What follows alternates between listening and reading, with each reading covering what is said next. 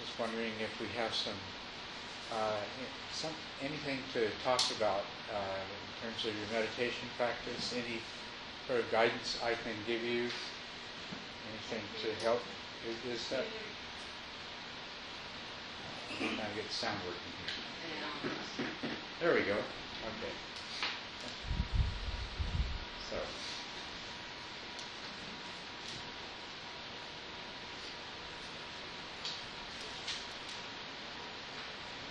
Everybody's having very good meditations then, right? Oh, that's good. That's the way it should be.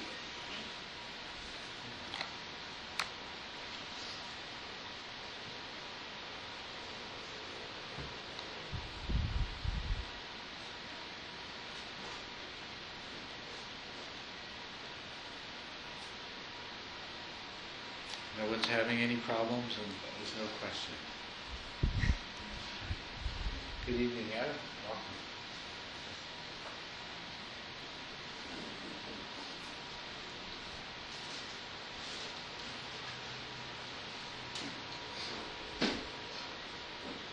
A good meditation session is one where you sit down on time and you stay on the cushion until the bell rings.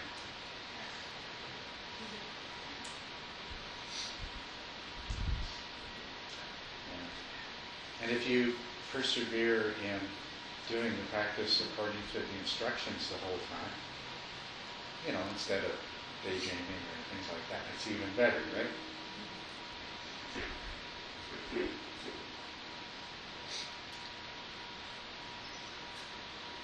And if in the course of sitting there, you happen to notice just how insanely active your mind normally is, that's good too, right?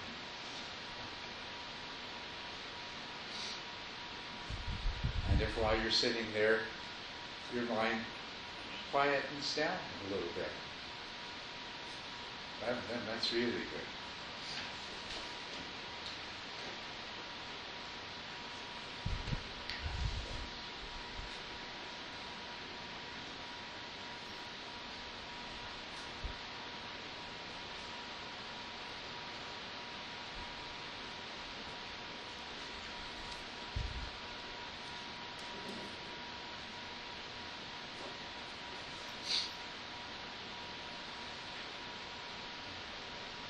Yes. Yeah.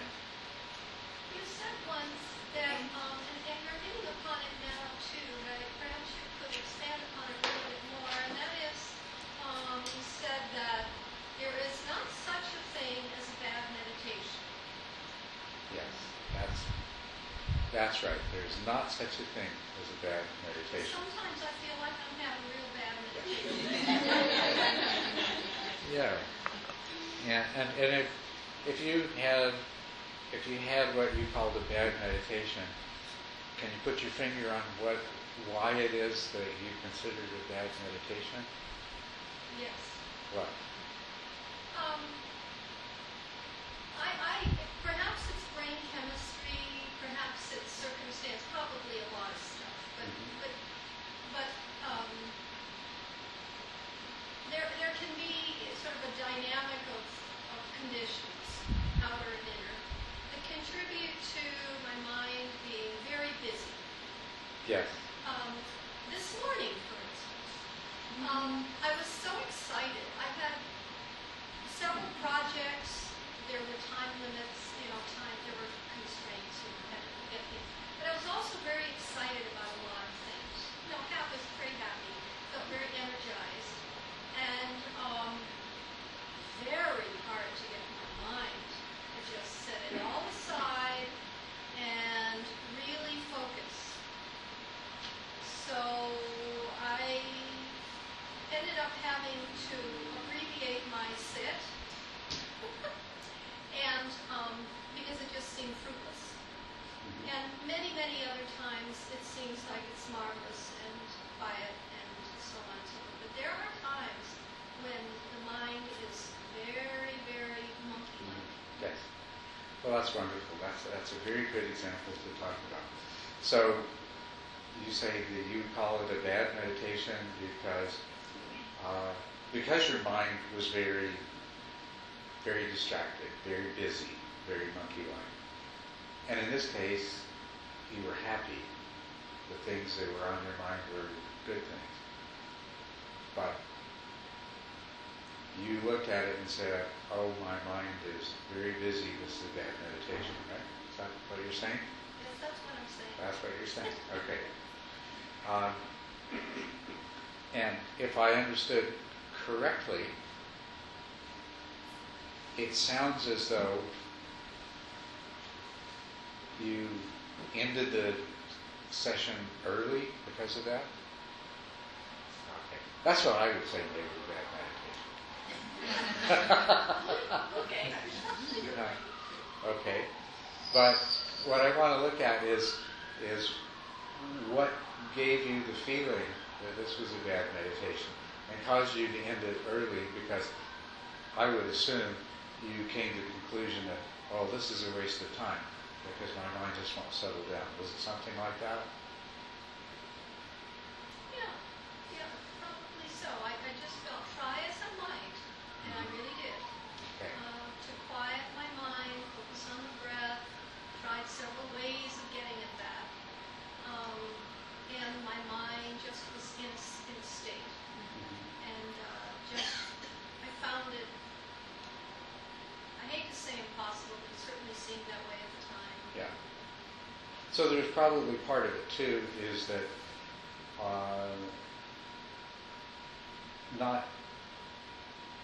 was that there was a certain amount of frustration that you were trying to do something and it was not happening the way you wanted it to. Okay. Let me give you a different perspective on that meditation, which maybe you can apply and everyone can apply in those kinds of situations. Because you have those kinds of situations. And they, it's inevitable that they arise.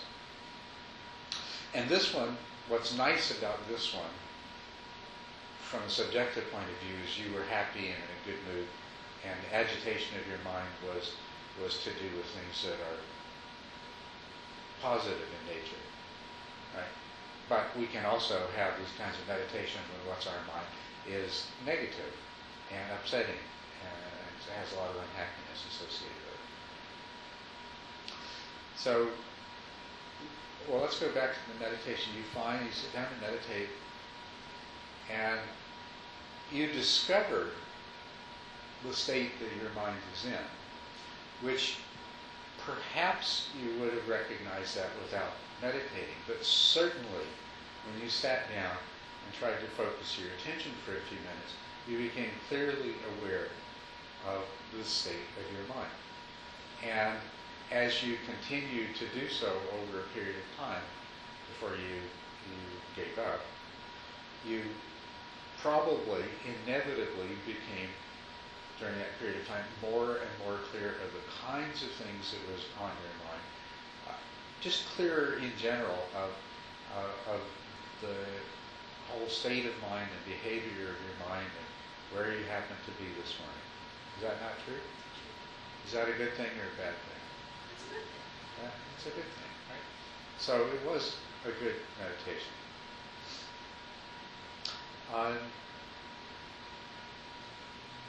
If you have expectations, if you want your meditation to be the way it was yesterday, then that will produce some frustration and disappointment. And that's okay too, except there's this subtle thing that if we buy into the disappointment and frustration at the I am level, oh, I'm frustrated, oh, I'm disappointed, oh, this isn't a good note, this isn't the way I hoped it would be, this is not going the way I wanted it to, and then you feel bad, right? You can stop that short by saying, oh, well, I'll just get up and go have a cup of tea, make a phone call, or go do these other things. But it's putting you in touch with a really basic truth that our unhappiness comes very often when we have expectations and things don't turn out the way that we expect them to. All that meditation really is doing is bringing us face to face with what is really going on in your mind on a particular occasion right now, which is a representative sample of the kind of things your mind does all of the time. But it brings it all into focus. When you try to keep the attention fixed on a meditation object, and when you try to maintain mindful awareness, this has the huge spillover effect of making you aware of everything else that's happening in your life other than the things that you're intentionally directing yourself towards happening. And that is one of the positive benefits of meditation is that awareness. That is the seed of the insight that the longer you spend meditating, the longer you spend experiencing what actually happens in your mind, the clearer and clearer many different things become. That understanding percolates in. So you're actually having a good meditation. Even though it may not be going the way you wanted it to, or hoped it to, or expected it to, what is happening will teach you certain things. The reaction of your mind to having experience that is at variance with your expectations will teach you something that's fundamentally very important. And if you can, I want to use the word savor. If you can savor the sense of dissatisfaction that spontaneously seems to arise from the depths of your mind when you put yourself in this position of persisting and trying to do something, and it doesn't follow your intentions. This is very illuminating as well. So that was a good meditation.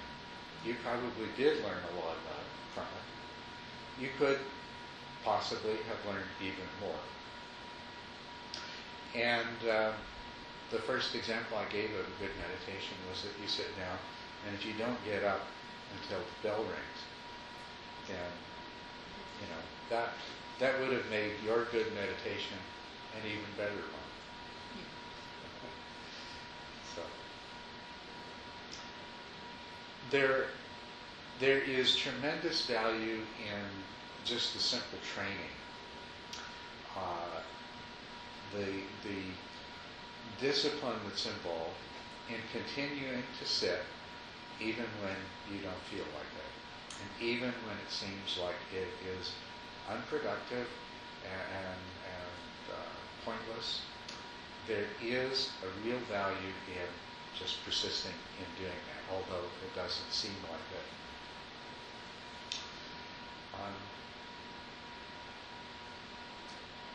And the payoff comes somewhere down the road. So you have to have a certain amount of faith, a certain amount of confidence that indeed what all of these different meditation teachers say, they wouldn't all be saying it, hopefully, if it wasn't true. So there is that value in it.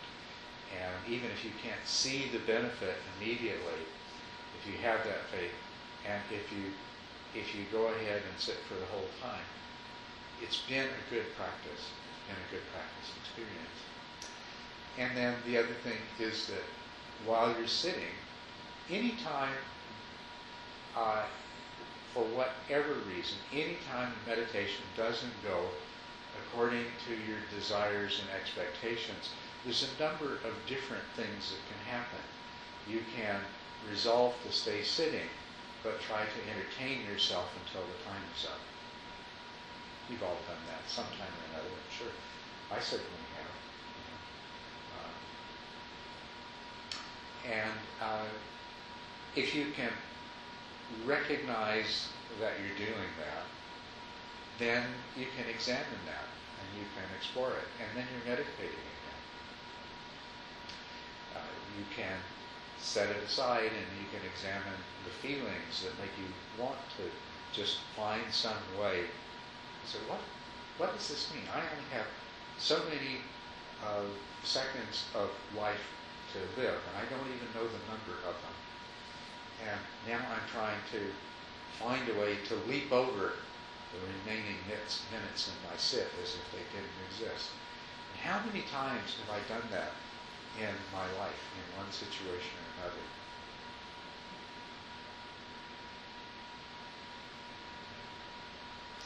So the thing to remember, meditation is about discovery. It's about discovering the truth that is your existence, and your conscious experience in the present moment is the essence of your experience. So it's always there. Meditation is about trying to get to that place where you can actually see what's happening as your life is unfolding. And what can be learned from it is virtually infinite, and it's also unpredictable. It's whatever you open yourself up to learning in the moment when you sit down to meditate. So if you just stay there the whole time, and then secondly, if you just try not to engage in some way of escaping from the present and leaping into the future when this ordeal is over with, that is a good meditation. It's going to benefit you in some way or another. And it's also going to contribute to the training of your mind. Now, monkey mind. This is where your mind is very energetic. The agitation is due to an excessive amount of mental energy circulating around. And so the mind moves very quickly, and it doesn't rest anywhere very long. But all of the focus is in mental contents. Does that agree with your experience this morning? It's all mental content. An antidote to that is to put your attention in the physical experience, in the sensations of the body, in the present moment. So if your meditation object is the breath, that is a physical sensation. But in the face of the monkey mind, sometimes that really isn't enough. So you go ahead and expand it. Just be aware of the pressure. I'm sitting here now, you're sitting there now. There's the sensation of your legs and your buttocks on the cushion. There's the sensation of your clothing against your skin. There's the movement of the air. Perhaps you even feel the beating of your heart. Certainly you feel the movements that spread throughout your body with each inhalation and exhalation. So one of the little tricks that you can keep in mind, that when you're experiencing an overly energetic mind that is leaping from thought to thought and idea to one to another like that, is to see if you can't center yourself in the body. Ground yourself with that contact with the earth. Ground yourself in the fact that your body is an inseparable part of this material world. And just get into that place of contact and just go as far away as you can from that agitated mental activity and see if you can find some calm in that. And I find that works really well. It works well in meditation. It works well if you find yourself laying in bed at night and your mind is agitated and it's hard to go to sleep because you're thinking about things. Get into your body. Get into your bodily sensations as much as you can. Whenever you get back into the mind stuff, get back into the bodily sensations. That's a very good way of dealing with the monkey mind.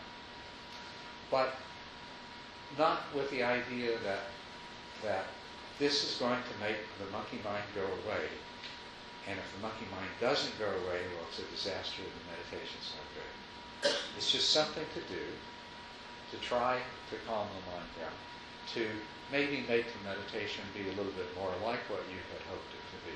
But if it isn't, always be open to accepting this is what I have right now in this moment. This is my meditation. And meditation is discovery, so the question in the back of your mind should be, what is this teaching me? What is there that I can discover from this? So yes, that's why I say there is no such thing as a bad meditation, except when you get up. And it was a good meditation until you got up.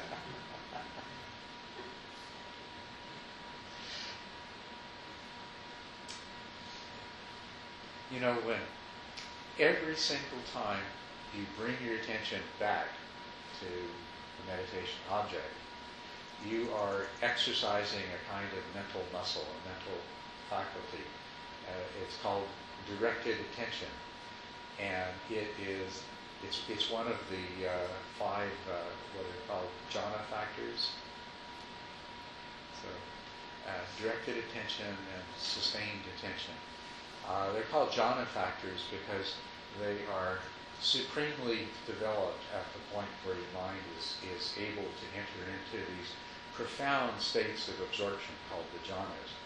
But from the very minute, the very first time you sit down to meditate, and the very minute you sit down and focus your attention, you're starting to practice directed attention.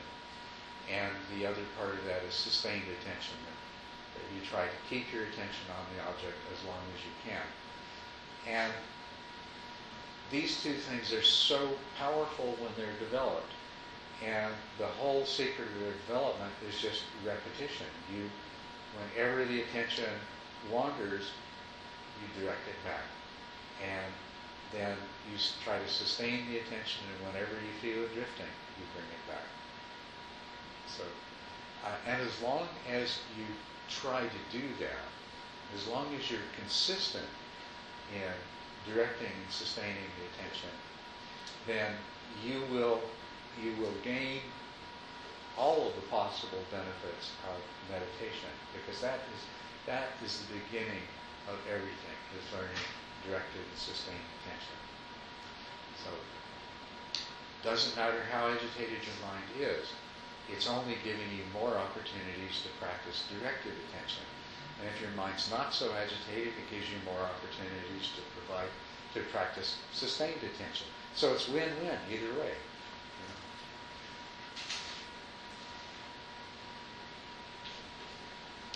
Evening, Brian.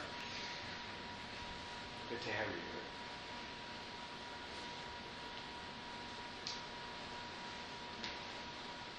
Well, thank you, Pam, very much. That was a very good thing to raise. Does anyone else have further thoughts on this?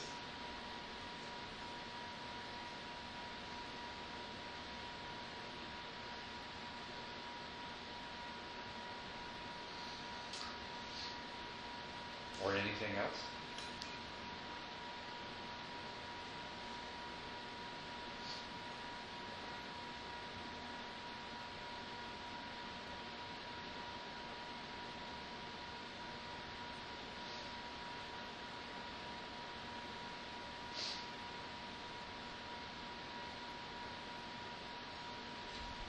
I was actually talking about one other very important thing that comes from meditation without explicitly identifying it. And that's introspective awareness. That's being aware of what's happening in your mind. Very important part of meditation. And when I said no matter what's happening, it's an opportunity to learn something or discover something, but only by being in that attitude of attending to what's taking place in your mind. And there's a very important distinction between attending in a mindful, introspective way and what often happens where we get caught up in the contents of our mind. it's a little bit of a trick to learn to have that. There's many ways to put it. It's a little bit of an objective perspective, non-involved objective perspective. It's also like an awareness that comes from sort of a higher vantage point for looking down. It is a non-identified perspective. And one little trick that's sometimes useful for cultivating that is to just say, what if I examine my own mind as if I was a visitor, to something? You know what I mean? Supposing your awareness could be dropped into somebody else's head, and you could just have a look around and watch what was happening there. Actually, wouldn't that be interesting? You kind of imagine how it would be uninvolved. I could go inside somebody else's mind and be able to watch what's going on without getting caught up in it and judging it. And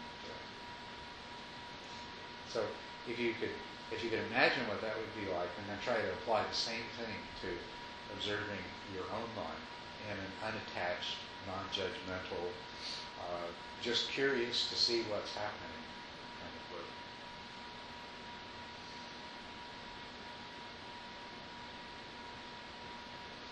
We spend a lot of time honing our awareness to, as the breath becomes subtler and subtler, being aware of all of those sensations that are rapidly taking place, arising and passing away. But all of this honing of our awareness is really for the purpose of being able to turn it around on itself and to apply that awareness introspectively to understanding the processes that are taking place in our mind.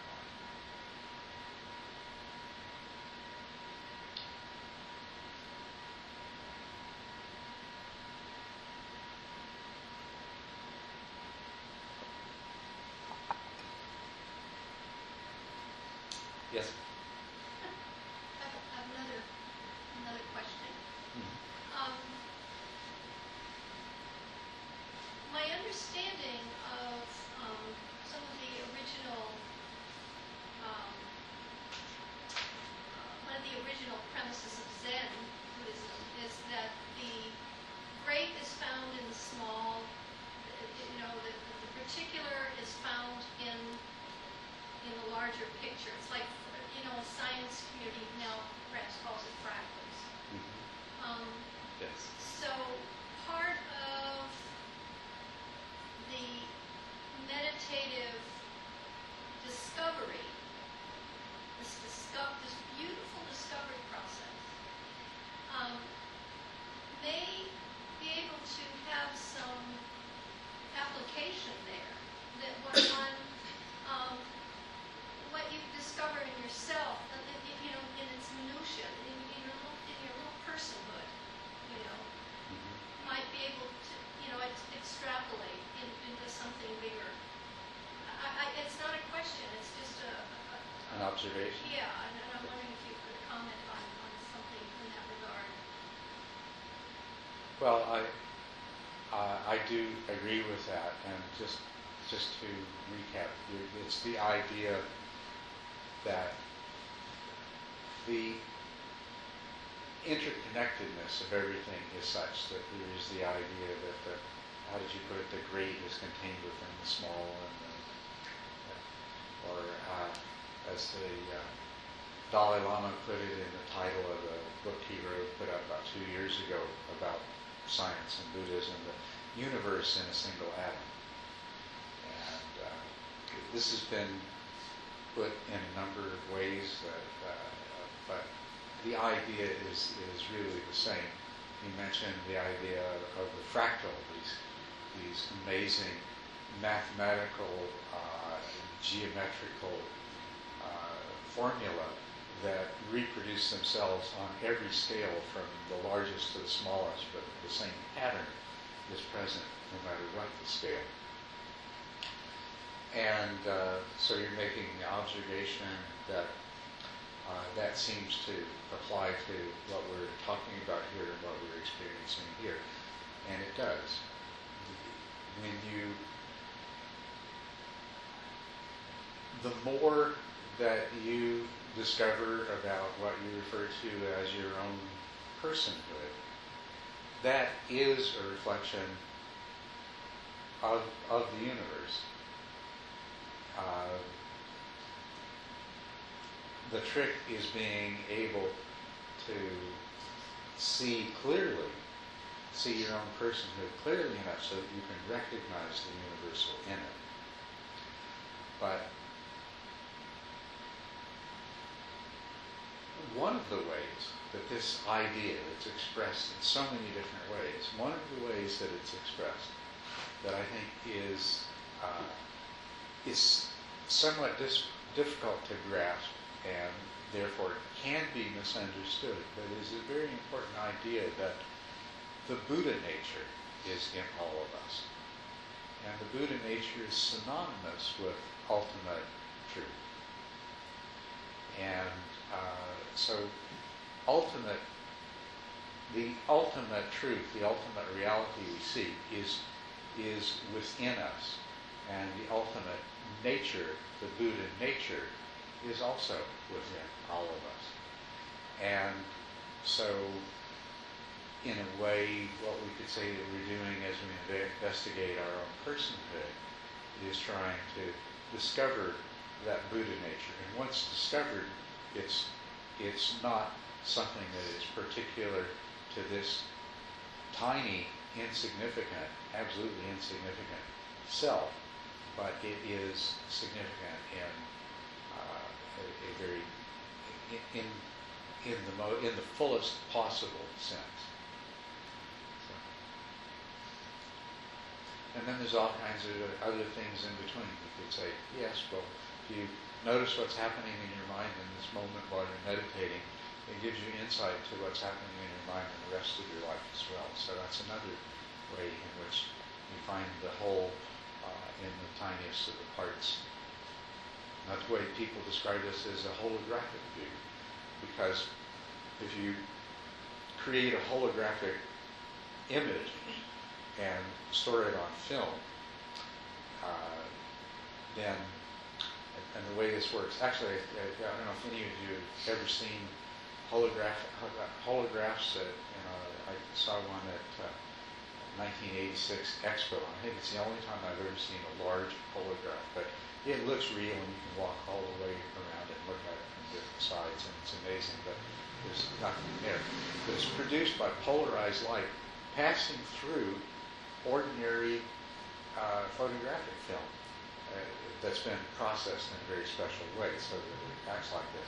But what's most interesting about it is you can take the negative, so to speak, that you put the polarized light through that would create the hologram, and you can cut a tiny corner off of it and shine the polarized light through that, and you get not a tiny piece of the image. You get the whole image. It's just it's very weak and fuzzy, but the whole thing is there, and that's kind of the same idea that we're talking about here.